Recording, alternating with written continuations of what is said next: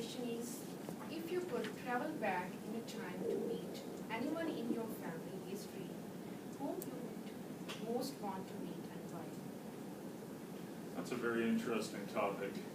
My life has been a series of, shall we say, not very happy events, especially when I was a young child.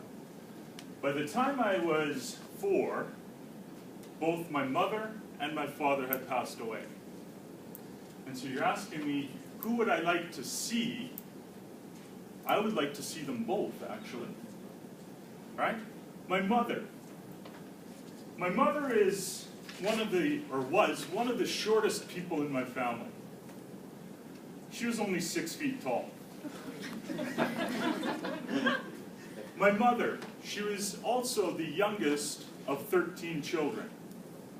And so I've had an opportunity to get to know my mother's side of the family very well. Lots of cousins, lots of people that I have opportunities to talk about. But to get to know my mother, she died when I was 2. It'd be an opportunity. Like, can you imagine not knowing your mother, right? My father was a little bit taller than my mother. He was only about 6'3", though. I come from a nice average-sized family.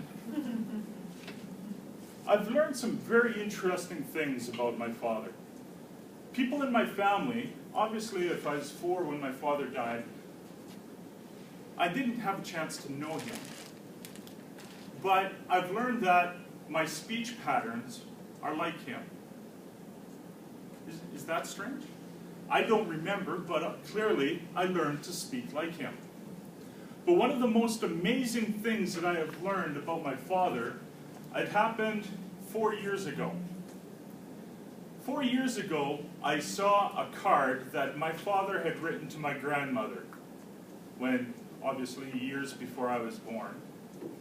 But our signatures were almost identical. It was creepy. And so you ask who I would like to see in my family. I would love to go back in time. I would love to go and see my mother and father.